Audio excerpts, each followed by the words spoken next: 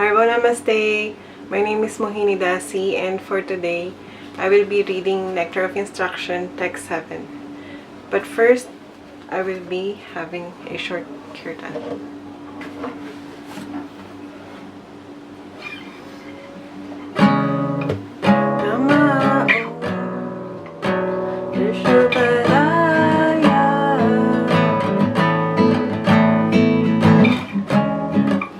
Krishna Prestaya Bhutale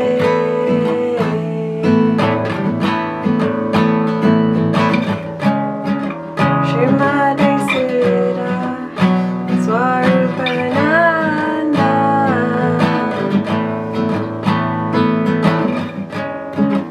Paramahamsa Vitinamine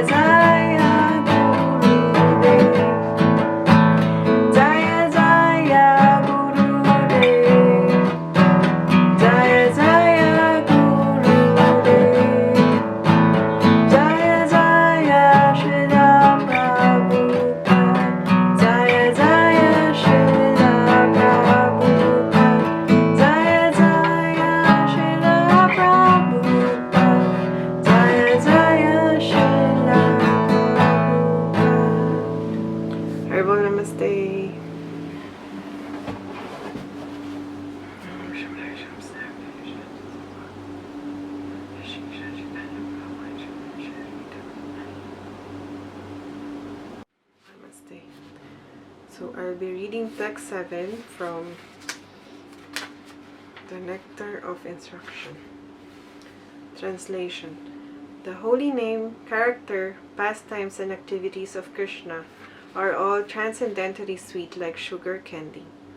Although the tongue of one afflicted by the jaundice of avidya, ignorance, cannot taste anything sweet, it is wonderful that simply by carefully chanting the sweet names every day, a natural relish awakens within his tongue, and his disease is gradually destroyed at the root. Purport. The holy name of Lord Krishna, his quality, pastimes, and so forth, are all of the nature of absolute truth, beauty, and awe, and bliss. Naturally, they are very sweet, like sugar candy, which appeals to everyone. Nescience, however, is compared to the disease called jaundice, which is caused by bilious secretion attacked by jaundice. The tongue of a diseased person cannot palatably relish sugar candy. Rather, a person with jaundice considers something sweet to taste very bitter. Avidya, or ignorance, similarly perverts the ability to relish the transcendentally palatable name, quality, form, and pastimes of Krishna. Despite this disease, if one with great care and attention takes to Krishna consciousness, chanting the holy name, and hearing Krishna's transcendental pastimes, his ignorance will be destroyed, and his tongue able to taste the sweetness of the transcendental nature of Krishna and his paraphernalia. Such a recovery of spiritual health is possible only by the regular cultivation of Krishna consciousness. When a man in the material world takes more interest in the materialistic way of life than in Krishna consciousness, he is considered to be in a diseased condition. The normal condition is to remain an eternal servant of the Lord. Jivera Sarupa Haya, Krishnara Nityadasa. This healthy condition is lost when the living entity forgets Krishna due to being attracted by the external feature of Krishna's Maya energy. This world of Maya is called Durasraya, which means false or bad shelter. One who puts his faith in Durasraya becomes a candidate for hoping against hope. In the material world, everyone is trying to become happy, and although their material attempts are baffled in every way due to their nescience, they cannot understand their mistakes. People try to rectify one mistake by making another mistake. This is the way of the struggle for existence in the material world. If one in this condition is advised to take to Krishna consciousness and be happy, he does not accept such instructions. This Krishna consciousness movement is being spread all over the world just to remedy this gross ignorance. People in general are misled by blind leaders. The leaders of a human society, the politicians, philosophers, and scientists, are blind because they are not Krishna consciousness. According to Bhagavad Gita, because they are bereft of all factual knowledge due to their atheistic way of life, they are actually sinful rascals and are the lowest among men. Naman duskritino mudha prapadyante naradhama mayaya paharta jnana asuram bhavan asrita. Those miscreants who are grossly foolish, lowest among mankind, whose knowledge is stolen by illusion, and who partake of the atheistic nature of demons, do not surrender unto me. Bhagavad Gita, chapter 7, text 15. Such people never surrender to Krishna, and they oppose the endeavor of those who wish to take Krishna's shelter. When such atheistic becomes leaders of society, the entire atmosphere is surcharged with nescience.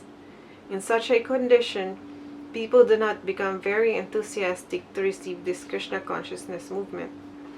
Just as a diseased person suffering from jaundice does not relish the taste of sugar candy. However, one must know that for jaundice, Sugar candy is the only specific medicine.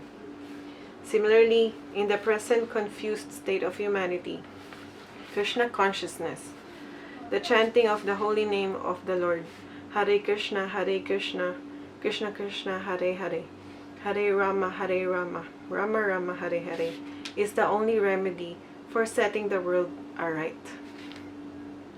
Although Krishna consciousness may not be very palatable for a deceased person, Srila Rupa Goswami nonetheless advises that if one wants to be cured of the material disease, he must take to it with great care and attention. One begins his treatment by chanting Hare Krishna Mahamantra, because by chanting this holy name of the Lord, a person in the material condition will be relieved from all misconceptions. Setudar Pana Marjanam, avidya. A misconception about one's spiritual identity provides the foundation of ahankara, or false ego, within the heart. The real disease is in the heart, if the mind is cleansed. However, if consciousness is cleansed, a person cannot be harmed by the material disease. To cleanse the mind and heart from all misconceptions, one should take to this chanting of the Hare Krishna Mahamantra. This is both easy and beneficial. By chanting the holy name of the Lord, one is immediately freed from blazing fire of material existence. There are 3 stages in chanting the holy name of the Lord: the offensive stage, the stage of lessening offense, and the pure stage. When a neophyte takes to the chanting of the Hare Krishna mantra, he generally commits many offenses. There are 10 basic offenses, and if the devotee avoids this, he can glimpse the next stage, which is situated between offensive chanting and pure chanting. When one attains the pure stage, he is immediately liberated. This is called Bhava Maha Davagni Nirvapanam. As soon as one is liberated from the blazing fire of material existence, he can relish the taste of transcendental life.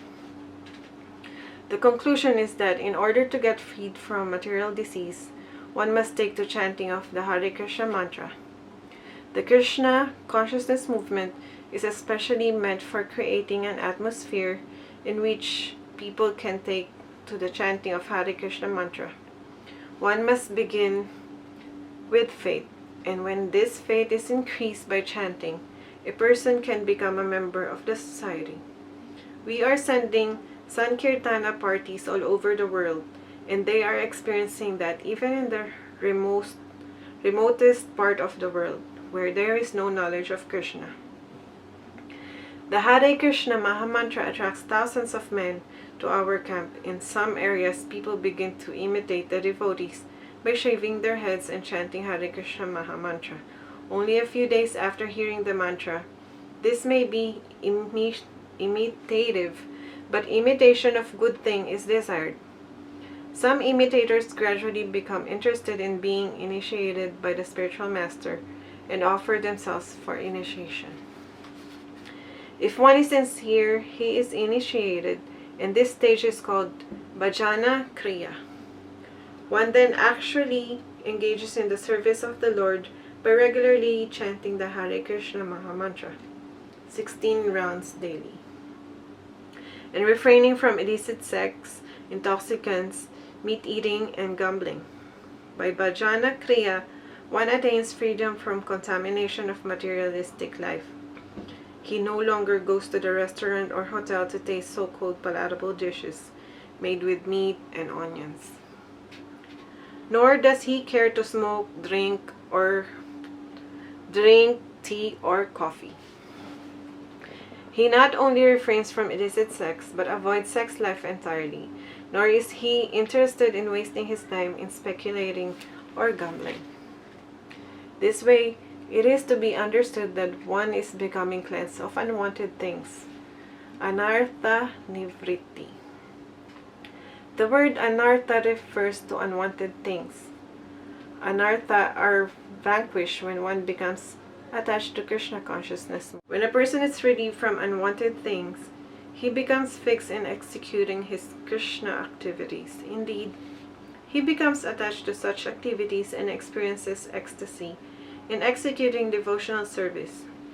This is called bhava, the preliminary awakening of dormant love for Godhead. Thus, the conditioned soul becomes free from the material existence and loses interest in the bodily conception of life, including material opulences, material knowledge, and material attraction of all variety. At such a time, one can understand who the Supreme Personality of Godhead is and what his Maya is. Although Maya may be present, it cannot disturb a devotee once he attains the bhava stage. This is because the devotee can see the real possession of Maya. Maya means forgetfulness of Krishna. And forgetfulness of Krishna and Krishna consciousness stand side by side like light and shadow. If one remains in shadow, he cannot enjoy the facilities offered by light. And if one remains in light, he cannot be disturbed by darkness of shadows. By taking to Krishna consciousness, one gradually becomes liberated and remains in light. Indeed, he does not even touch the darkness, as confirmed in Chaitanya Charitamrita, Madhya Lila 22, chapter 22, text 31. Krishna is compared to sunshine, and Maya is compared to darkness. Wherever there is sunshine, there cannot be darkness. As soon as one takes to Krishna consciousness, the darkness of illusion, the influence of the external energy, will immediately vanish. Thank you very much, Harbo. That's the end of text 7. Every time I have a doubt in my life or I have a questions that I want answered, I just open this in any page and my answer is there. The answer to my questions are there. So you can read the nectar of instruction from the back or from the beginning or from the middle. Everything is there. You don't have to start from page 1. Just open it and keep reading. Thank you so much. Let's chant. Have a short chant.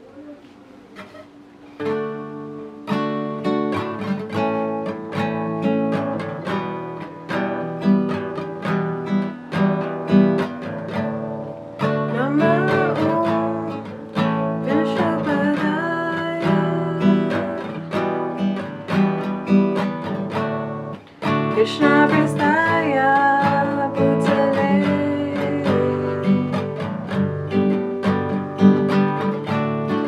Srimati Siddha Swarupananda Paramahamsa Iti Namine